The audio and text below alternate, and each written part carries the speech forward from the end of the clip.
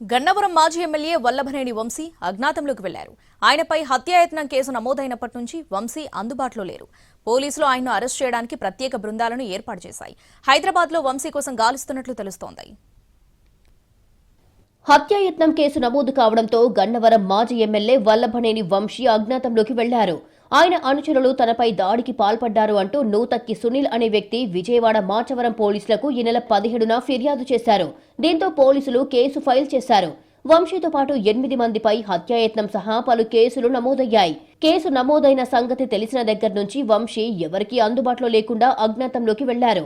వంశీతో పాటు కేసులో నిందితులుగా ఉన్న మిగతా వారు కూడా కనిపించడం లేదు. దీంతో ఈ కేసులో ఆరోపణలు ఎదుర్కొంటున్న అందరినీ అరెస్టు చేసేందుకు ప్రత్యేక బృందాలు రంగంలోకి దిగాయి. కొన్ని టీంలు హైదరాబాద్లో గాలిస్తున్నాయి. కూటమి ప్రభుత్వం అధికారంలోకి వచ్చాక వంశీపై 13 కేసులు నమోదయ్యాయి. వివిధ కేసుల్లో ఆయన 140 రోజుల పాటు విజయవాడ సబ్ జైల్లో గడిపారు. ఒక కేసులో బెయిల్ వచ్చిన తర్వాత మరో కేసులో అరెస్టు చేయడంతో వంశీ 140 రోజుల పాటు జైల్లో ఉండాల్సిన పరిస్థితి ఏర్పడింది.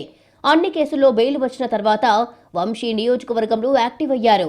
స్థానికంగా పార్టీ కార్యక్రమాలతో పాటు సన్నిహితుల కార్యక్రమాలకు కూడా హాజరవుతూ సుడిగాలి పర్యటన చేస్తున్నారు. ఇదే సమయంలో 2024లో తనపై దాడికి పాల్పడ్డారు అని సునీల్ అనే వ్యక్తి ఫిర్యాదు చేయడంతో తాజాగా కేసు నమోదయ్యింది. ఈ కేసులో ముందస్తు బెయిల్ ఇవ్వాలని వంశీ ఏపీ హైకోర్టులో పిటిషన్ దాఖలు చేశారు. అది విచారణ దశలో ఉంది. ఆ విచారణ పూర్తయ్యేలోపే వంశీని, ఇతర నిందితులను అరెస్టు చేయడానికి పోలీసులు ప్రయత్నిస్తున్నారు.